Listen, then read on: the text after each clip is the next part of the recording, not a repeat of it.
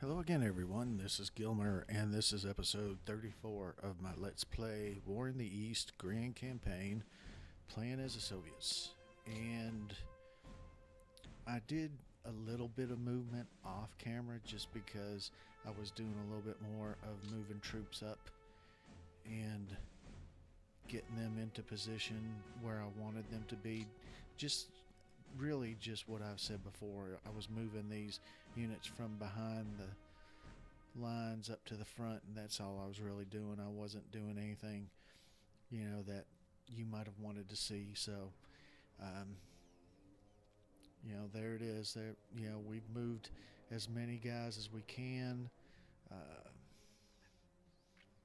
to the front, and now it's more or less just shuffling them back and forth on the front lines and making sure that we're getting the right guys to the right place and slowing down the German army where we meet them. As you can see, I think they're pulling back slightly in preparation for severe weather, which means that I'll probably start moving forward pretty soon. Here, they're still kind of in contact with my front lines, but as you can see here, they've kind of pulled back from this as well, from here as well, and that kind of means that it's time to probably start moving some of my troops forward just to see. Although I don't really like that guy being there. And of course, we're going to put people there that are not very strong, which I don't necessarily like, but we will move him back just, well, we don't want to move him back too far. And we'll put a unit on top of him so that he's not just sitting there as a sitting duck. And I did that as well for this guy. But we'll put one more guy on top of them. And yeah, see, we can move forward. We're able to move forward a little bit. Just to kind of not lose contact with them, because from what I understand, and I'm not, like I said, I'm not an expert, but I have read a little bit on the forums at least a while back, and I think one of the AI's strategies is when severe weather is threatening, they pull back a little bit and start building fortified regions to protect them from the oncoming onslaught of the Russians. But I don't necessarily know that it works that well for them, because if I move my guys forward or my units forward as they're moving them back, they really don't get a chance to put a little buffer zone in between us and them. So as I said, I don't necessarily know that it helps them. I mean, it might help them a little, but I don't think it helps them too much. Oh crap, I don't want that. I don't want him there, but look, we've got a lot of guys.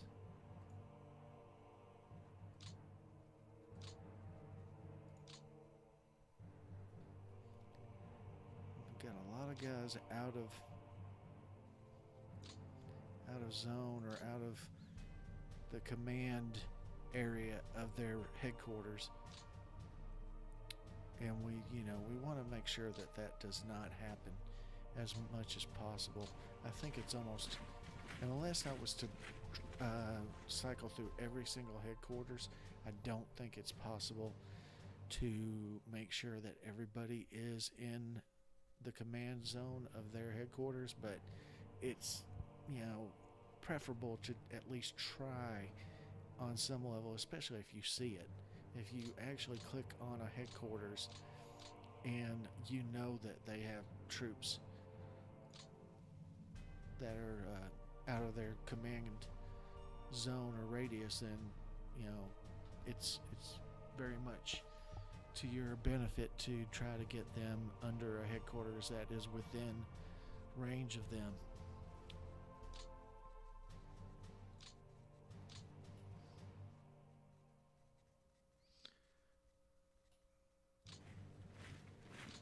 Oh,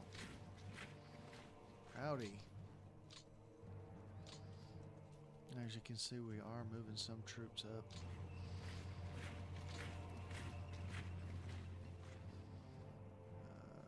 He's not going to be able to get too close. These guys are all on trains, but we're going to take them off of trains, but they really can't get there. We'll go ahead and move them all up. This guy, I really want to get him into range of attacking this guy. And he's a 6, and we've got 6, 9, 13, 19. So we, kind of, sort of outnumber him 3-1 in power. But as we all know, the power rating is subjective, and it's only an estimate of the power. It doesn't necessarily mean that we definitely have 3 times the power opposite this unit. Train, he's now off. On train and on train, now they're off. I'm just going to make sure this guy doesn't have any more movement points. I've already checked them. They don't have any more movement points. I really want to get these guys, but I don't know that I can pull it off. That guy is a 20. Wow. 9, 16, 24. It's a gamble, because I don't really think we can 24 power from us against 20 power from their side. Wait a minute. That's not even ours. Wait a minute. Yeah, I'm counting the right thing. 15 plus 9 is 24, sorry. So I don't really think our 24 could move their 20. I wish it could. I really do, because I really want to start attacking these guys and really take the battle to them, but you pretty much have to do what you're capable of and not try to do too much.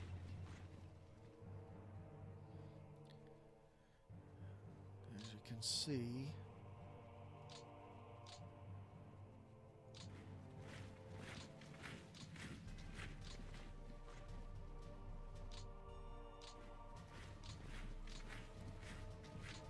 we're going to just make sure everybody is as close to the front as humanly possible.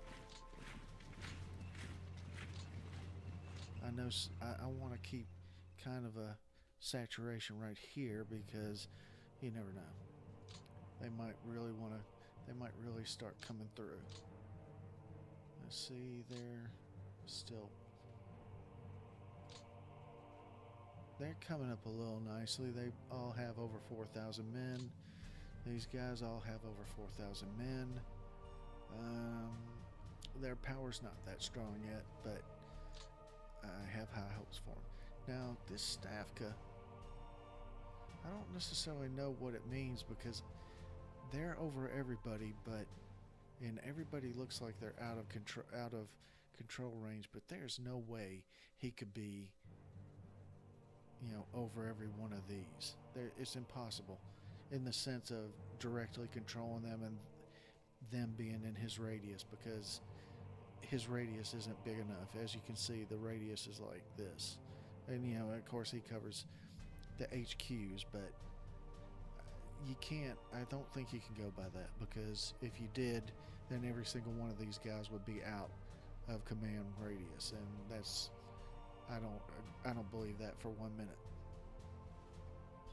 Okay, so anyway, I'm gonna leave this guy here. This guy should move up. We'll put him there. 2 HQs. Why is that refit on, off? All units reporting status refit. Okay. Oh, that says Stavka, and that says Stavka too. I know it says the 33rd Army and the 32nd Army, which means I guess that they're reporting up to Stavka. I just don't want to have a situation where, as I mentioned before, that we have way too many units sitting outside of a zone that they really need to be in, within their command radius. All right. Yeah, it's almost like you never know if you got every single unit, that should be moved or what you would do. You just have to trust that you got most of the units moved that you need.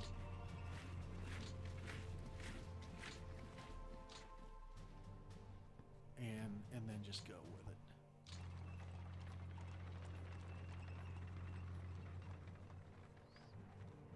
Okay.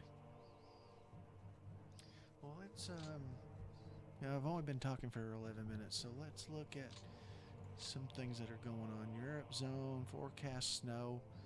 Next, forecast blizzard, forecast blizzard, forecast blizzard.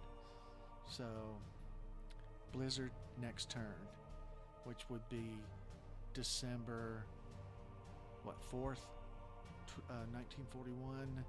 Leaders. I never did look at that general rank, that the Poltakov or whatever it is rank, General Poltakov or whatever. But General Major to General Lieutenant. So Major General is, I mean, I have a background. I don't have a military background, obviously, but I have looked at, I have studied the military at times, and I haven't obviously studied the rank structure of every army and all that, but I really always thought Lieutenant General was below Major General, but obviously not. Sorry for that, but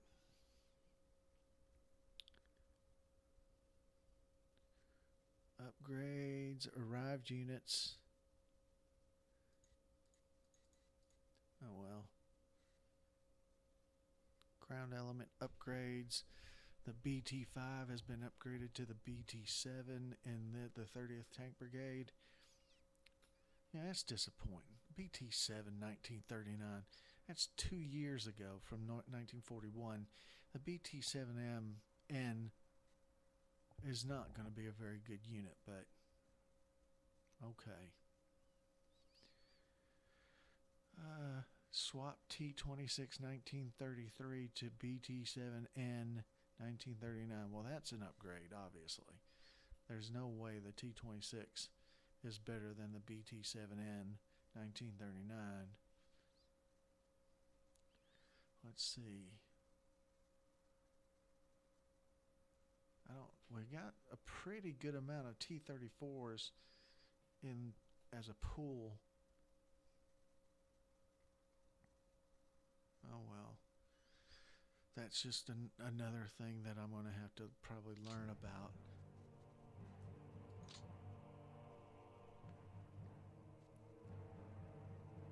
Reinforcements and withdrawals. So they keep saying all these guys are coming in. I haven't really seen anybody come in lately. And if you look over here, I mean, yeah, there's one unit, and there's some units in there, some. It doesn't look like a whole bunch. There's a couple. And there's 3. There are 3. snow, ice 3, ice 3, ice 3. I think the level of ice, there's a certain level of ice where it's frozen so solid you can go over lakes and rivers and even the ocean, if it freezes, which I don't necessarily know that the ocean ever freezes except in the Arctic zones and the Antarctic zones, but freshwater does indeed freeze, obviously, and I think it might go to level 9. Let's see. Victory points, they're at 185, possible 332. That's not good, but I don't necessarily know that, they're going to be getting too much more. Hopefully I'll start getting some more. Fuel stores, 1,171,597. I don't know what that means. Oil stores, 588,800. Supply, 1,280. 1,028,988, and then two resource, 2,253,000. So, if that tells you anything good, it doesn't really tell me much. Other than we got a shitload of fuel and supply for now. Losses 1,888 to 526. That's not really that bad, to be honest. And then here are our different commanders. Right now, the Soviet Union has, as you can see, it's gone up a little, I think. Before, I think it was 4 million.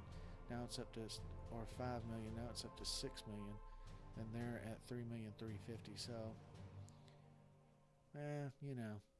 we're almost at double the manpower, which is good, which is very good. Tanks, we have 11,785. They have 5,206. But early in the war, a lot of our tanks are crap tanks. So take that with a little bit of a grain of salt. Anything else that we could look at? No, not really. Let's go ahead and, what is this? Toggle victory locations off. I don't think that does anything. Weather zones. Huh. Why is it different? Never mind, I don't want to know. Auto assign units. So, let's go ahead. Execute a turn, or end turn, or process turn, or whatever you would want to say. Look at Moscow. You're not going to get it.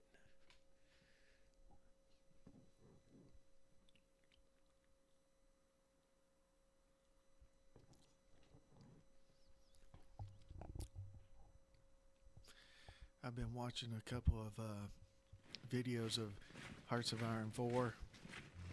Looks interesting. I don't necessarily know that it's my cup of tea, but it does look like it will be. After they probably patch it some and upgrade it and do mods and all that, I'm sure it will be a title that will definitely be pleasing to a lot of people. For me, I don't necessarily know that I'll personally like it, but that doesn't mean it's not a good game. There are plenty of games that have Metacritic scores of 90 something, and yet I don't like them. And then there are others that have Metacritic scores of 70 or 60 that I like. It just depends. A lot of the AJOG games don't get high scores from people because they're the type of game that doesn't appeal to a lot of different people, but they do appeal to someone like me, and hopefully the people watching my videos like them as well, because I do a lot of videos of them. So if you don't like AJOG games and you don't like games like War in the East, then you're in the wrong place. You're definitely in the wrong place, because I'm going to keep doing them. And no telling what I'll do after this game. No telling what'll be out. War in the East 2 might be out by the time I finish this. I might do that. They haven't mentioned anything on doing an update for War in the Pacific Admirals Edition or War in the Pacific 2. A lot of people actually say that the Admirals Edition is basically War in the Pacific 2 because it was a huge upgrade from the original War in the Pacific. It wasn't like an expansion. It was a whole new full game with similar, um, very similar stats and very similar, gameplay. But it was a completely updated, recoded, whatever you want to say, game. So a lot of people call it War in the Pacific 2 Admirals Edition. But anyway, I don't think they're working on an update for that. They say they have about 30 titles in the works at Matrix, and that sounds like a lot. To be honest, I don't know what they're working on. They are not telling anybody what they're working on. Look at that, 5 and 5. Where is? Wait a minute, he's going straight up. Oh, hold on a second. He is going straight up to. That's not right. We don't want him straight up to the Stavka. We want that. Yeah, we got him going to the 52nd Army now, which is way the hell over here. Now they're in range of that. I guess I should really, because they're going up to Stavka as well. I really should be paying attention more to this because obviously a lot of these guys are attached directly to Stavka, which they really probably should not be.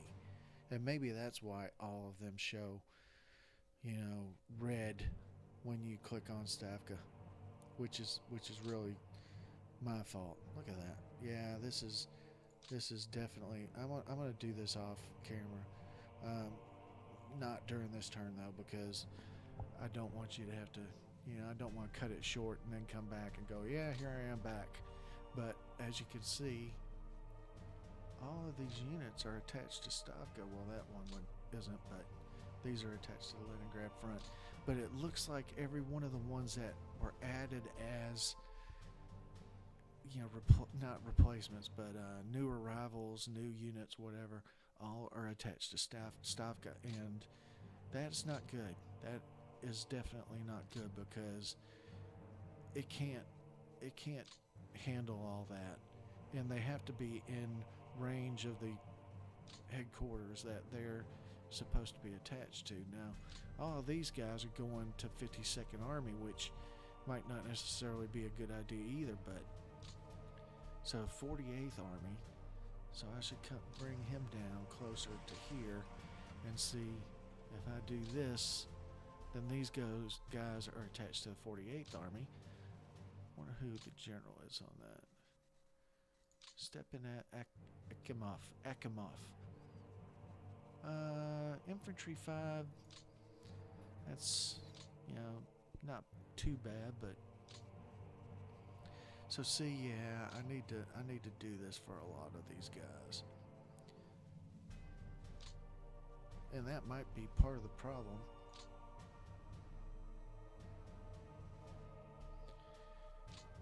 Because, I've been sitting here thinking, why don't they have more, movement points each turn? And it might be because they've been attached directly to stuff.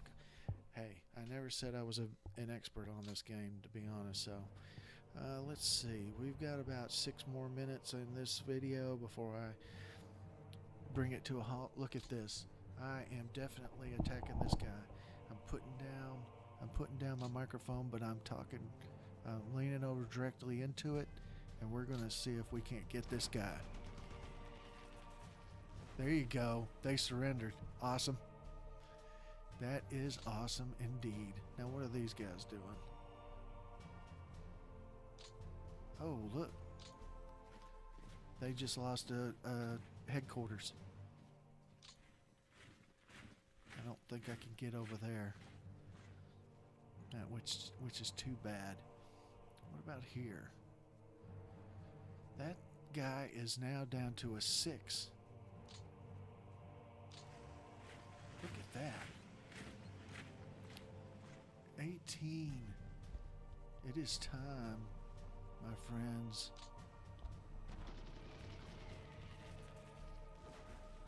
Oh, yeah. He retreated into the pocket. That is what I call good fortune.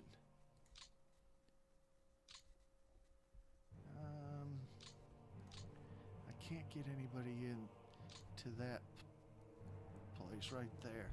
But I wonder if I can do... Wait a minute.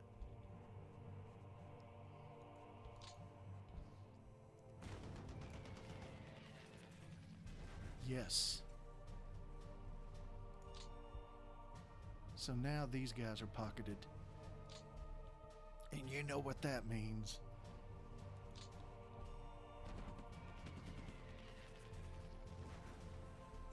Oh, he held.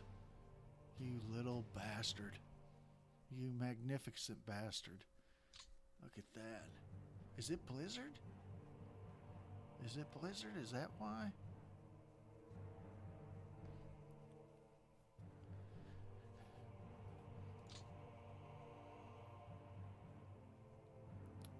What does it say? Are we in Blizzard? Is that why we're doing so well? No. Oh yes, we are in Blizzard. That is why. Shit. And I've been screwing around. No wonder. You guys gotta tell me this stuff. I'm just kidding.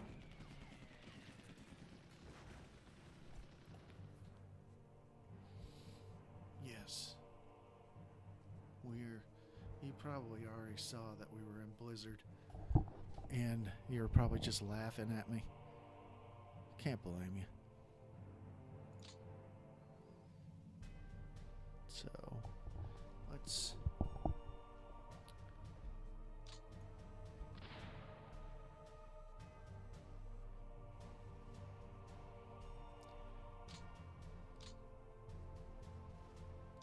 well...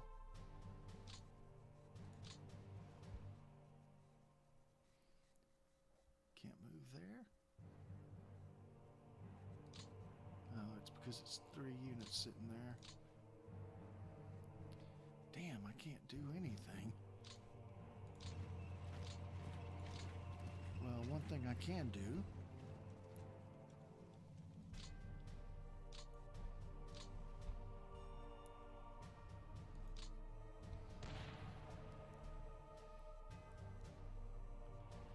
Well...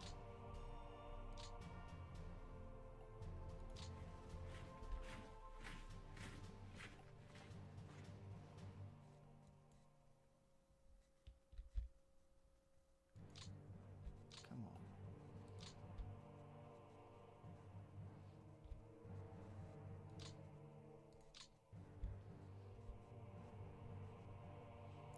Alright, why are you not doing it?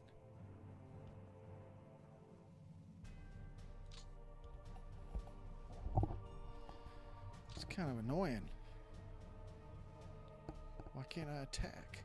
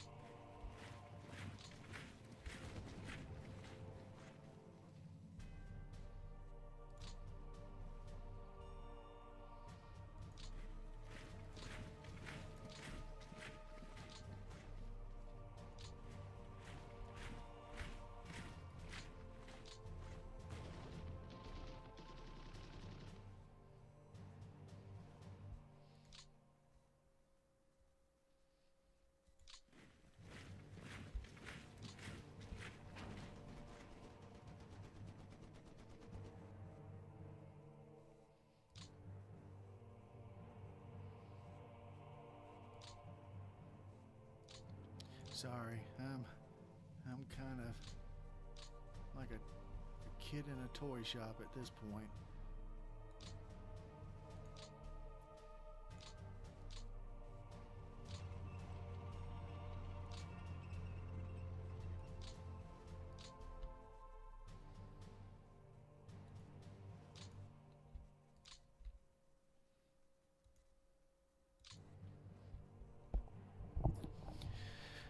Well, anyway, I hope you were able to hear all of that. I am going to do one more attack.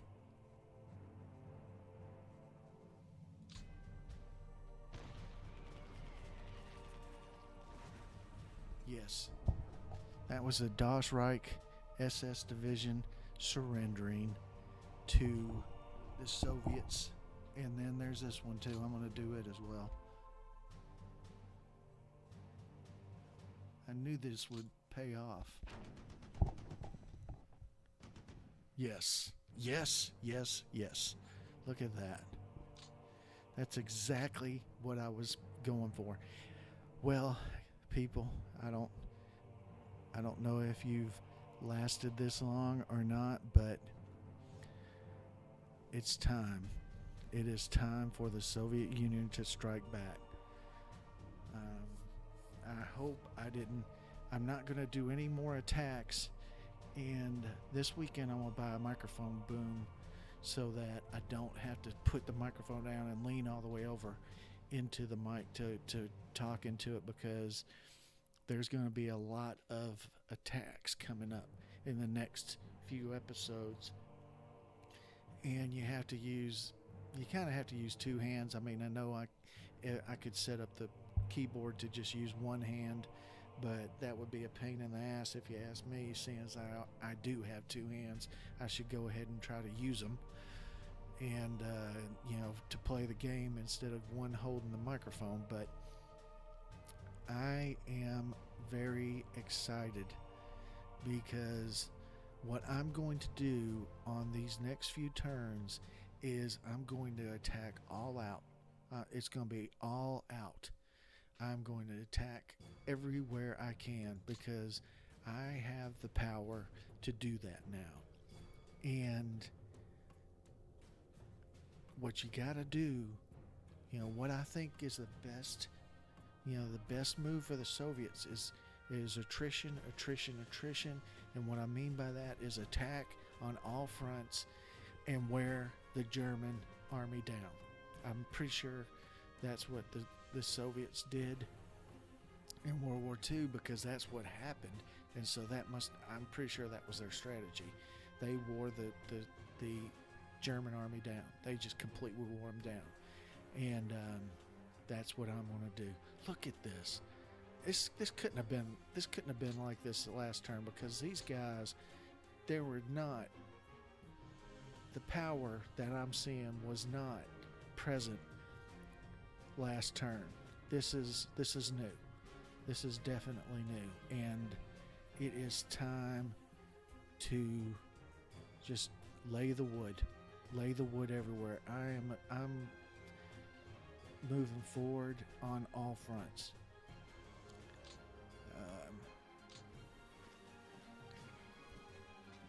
As you could see, when I had units surrounded, they lost almost all their combat power, and my units, just made them surrender, made them, pulled them down, tackled them, did whatever they had to do to get them and beat them, and it's coming.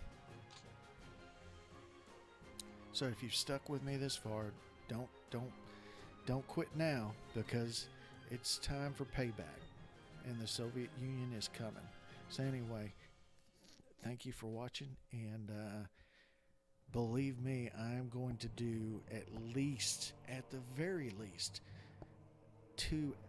3 episodes this weekend. Tomorrow night, Saturday night, Sunday night, probably even more than that, because I'm going to want to play this game 8 hours a day at this point.